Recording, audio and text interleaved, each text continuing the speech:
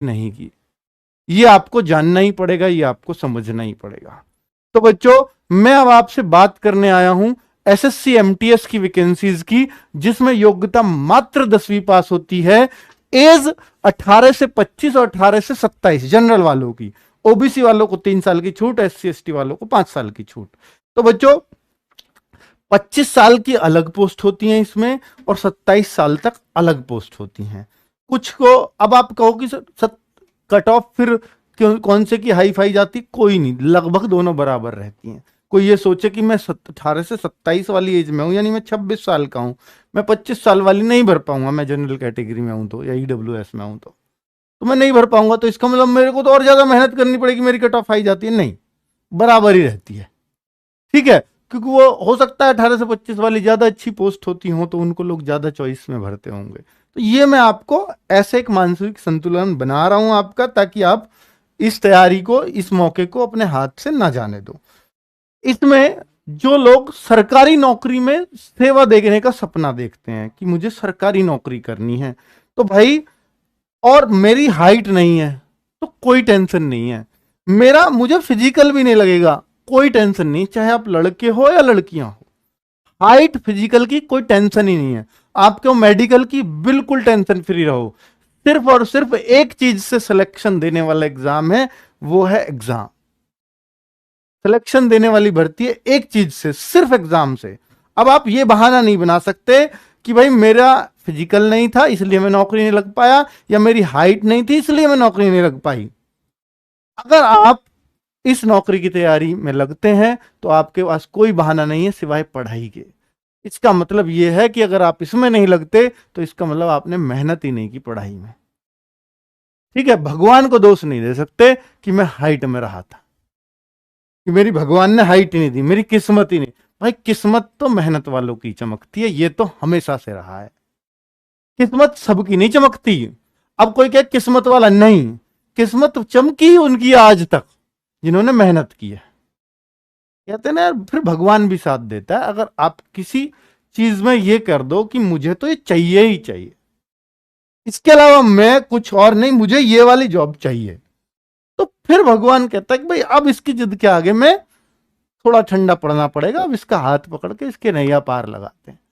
ठीक है, तो भाई वही वाली बात है। तो एमटीएस की मैं बात कर रहा हूं, इसमें एमटीएस नॉन टेक्निकल बोला जाता है, और सीबीआईसी हवलदार, हवलदार की भी पोस्ट होती है। इस बार जो वैकेंसीज थी वो 12,000 के आसपास वैकेंसीज थी। मैं अभी वो चार्ट दिखाऊंगा आपको, लेकिन मैं अगली भर्ती की बात कर रहा हूं 2023 वाली की। तो इसके फॉर्म एसएससी के कैलेंडर में दिए हुए हैं, 14 जून को फॉर्म आ रहे हैं, आज 2 जून हो चुकी है, तो 2 जून 14 जून को फॉर्म, यानी आज से 12 दिन बाद आपके फॉर्म आ रहे हैं। जबकि इस फॉर्म को वो सारे लोग भरेंगे जिन्होंने एमटीएस 2022 दिया था, लेकिन एग्जाम सारे लोग नहीं देंगे, क्योंकि तब तक एमटीएस 2022 वाले का रिजल्ट क्लियर हो जाएगा। फॉर्म तो उतने ही जाएंगे, लेकिन सब लोग एग्जाम नहीं देंगे, क्योंकि उनको सिलेक्शन पता लग जाएगा कि हाँ मेरा हो जाएगा, मेरा हो गया, अब मैं क्यों देने जाऊं। और मैं कहूंगा भी उनसे कि अगर आपका सिलेक्शन उसमें हो जाए तो इस एग्जाम को देने मत जाना, क्योंकि इसमें टॉपर उनको ही बनने देना जिनका नंबर 1-1.5 से कम रहा है। ठीक है, वरना आप टॉपर उसके भी फिर इसमें जाओगे तो भाई ये तो गलत बात है ना। तो 14 जून से 14 जुलाई तक फॉर्म चलेंगे, और इसके एग्जाम की डेट पहले ही डिक्लेयर कर दी है, क्योंकि ये भर्ती दिसंबर 2023 तक ज्वाइनिंग लेटर देना है इस भर्ती में भी।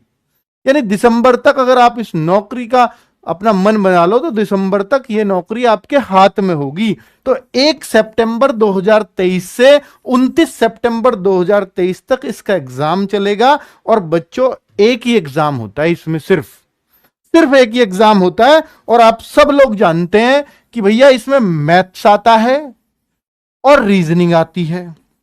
पहली बार ये पैटर्न हुआ है। मैथ्स रीजनिंग की टेंशन लेनी नहीं होती, क्योंकि ये सिर्फ क्वालिफाइंग होते हैं। तो मैथ्स रीजनिंग में जो क्वेश्चन करने होते हैं बच्चों को, 40 में से 12 क्वेश्चन जिस बच्चे ने सही कर लिए वो जस्ट क्वालिफाई है। दोनों में मिला के, जरूरी नहीं है कि आप 20 में से 6 सही करो, दोनों में मिला के आपने 12 कर लिए तो आप पास हो। तो मैथ रीजनिंग तो बस इतना करना है, इतना तो रीजनिंग ही कर देंगे, मैथ को छेड़ने की जरूरत नहीं है। भाई बिना मैथ के सिलेक्शन होने वाला है इसमें।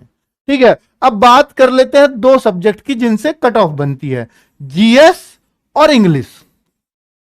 इन दोनों के बच्चों, इन दोनों के क्वेश्चंस आते हैं 25 क्वेश्चन, और इसके भी 25 क्वेश्चन। इन दोनों के 25-25 क्वेश्चन आते हैं, और इन 25-25 क्वेश्चंस के लिए अब आप देखिए, एक क्वेश्चन 3 नंबर का है तो 50 क्वेश्चन हुए, 150 मार्क्स बने। अब 150 मार्क्स में से जो बच्चा ज्यादा स्कोर करेगा वो उसी का सिलेक्शन होगा। यानी सारा रोल सिलेक्शन में किसका रह गया? सिर्फ जीएस और इंग्लिश का। अगर आपको मैथ रीजनिंग लगता है कि यार ये टेक्निकल सब्जेक्ट है, मेरी समझ में नहीं आएंगे, तो भाई लड़कियां स्पेशली सुन लें कि आपको जीएस और इंग्लिश अच्छे स्टैंडर्ड के करने पड़ेंगे।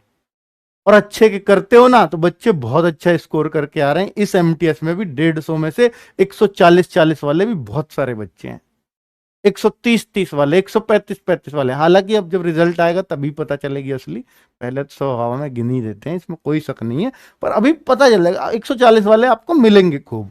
तो भाई 150 में से 140, अब आप सोच सकते हो कितना कितना अच्छा स्कोर वो कर रहे होंगे। अगर दोनों में 20-20 ही करो ना तो भी 120 ही बनते हैं। अब सोचो उनको 140 करने के लिए कितना पापड़ बेलने पड़े होंगे। यानी वो इंग्लिश तो पूरी कर देते हैं, और इंग्लिश आती भी आसान है, पूरी कर भी सकते हो।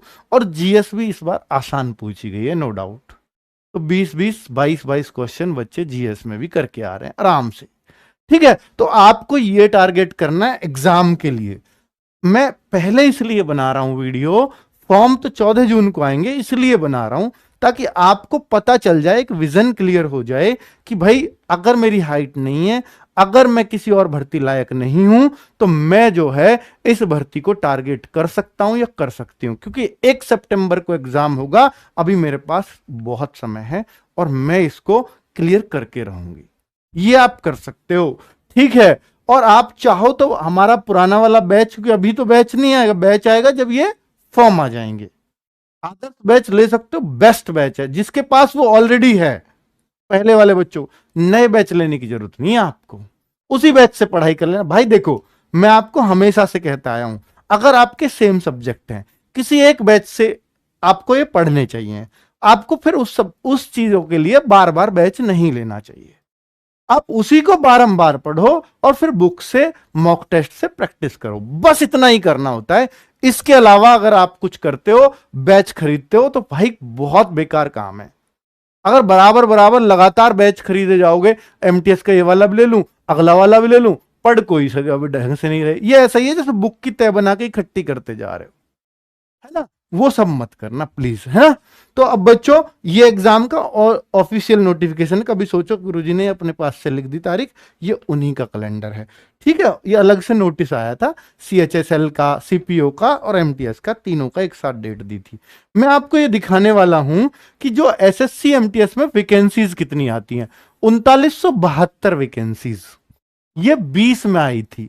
अब देखिए 21 में कितनी बढ़ गई, क्योंकि यहां हवलदार शामिल हो गया। एमटीएस की इतनी ही थी लगभग, लेकिन हवलदार आ गया, उसने और इतनी ऐड ऑन कर दी इसमें, तो करीब करीब दोनों की बराबर बराबर वैकेंसी थी, 3800 के 3900 के आसपास। ठीक है, तो ये 2021 में इतनी वैकेंसी आई। 2022 में ये वैकेंसी हवलदार और एमटीएस की मिला के, हवलदार वर्दी में मिलती है हवलदार को इसके में, ठीक है, वर्दी मिलती है भाई, सीबीआईसी में बनता है वो, और बाकी एमटीएस ऑफिस वर्क करता है। तो आप कोई सी भी उसमें चॉइस रख सकते हो, हवलदार में जाना है या एमटीएस में जाना है, कोई दिक्कत नहीं है कहीं भी किसी चीज की। तो 2022 में हवलदार में छोटा मोटा सा एक फिजिकल भी होता है, वो छोटा मोटा सा ही होता है, उसको कोई भी पास कर लेता है। वो जब आएगा ना एग्जाम, मतलब फॉर्म आएंगे, तब मैं डिटेल में वीडियो बना दूंगा 14 जून को। तो 2022 में इतनी वैकेंसीज आई हैं, बढ़ती जा रही है भाई। अब 2023 में क्या बड़ी वैकेंसीज देखने को मिल सकती हैं? मुझे नहीं लगता कि इससे बड़ी मिलेगी, इससे कम ही मिलेंगी। जैसे सीजीएल में भी कम हो रहा है, सीएचएसएल में भी कम हो रहा है, ठीक है, क्योंकि जो ज्यादा बड़ी थी वो इन्होंने दे दी, पर ये बाद में बढ़ती रहती हैं। शुरू में जब आई थी ये 10 भी पूरी नहीं थी, फिर ये बाद में बढ़ा के 2 बार में ये 12-12.5 हजार इन्होंने पहुंचा दी। तो अभी कितनी आएंगी ये नहीं कह सकते 14 जून को, पर वो इंक्रीज हो जाती हैं, क्योंकि कई सारे डिपार्टमेंट जब ये मांगती है एसएससी तब नहीं देते, बाद में देते हैं कि जितने और ऐड ऑन कर लो, हमारे रह ही गए इसमें, आपने शामिल ही नहीं करे।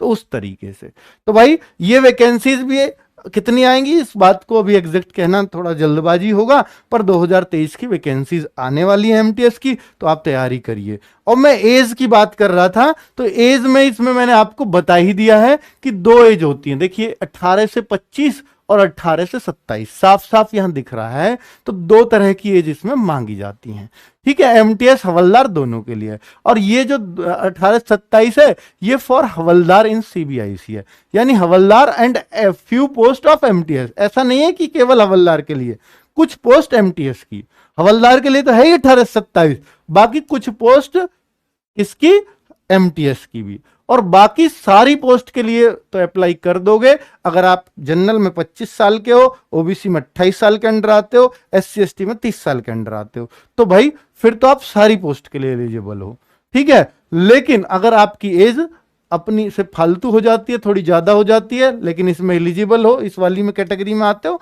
तो कुछ पोस्ट पे आप भर नहीं सकते, पर कट ऑफ में ज्यादा फर्क पड़ता नहीं है।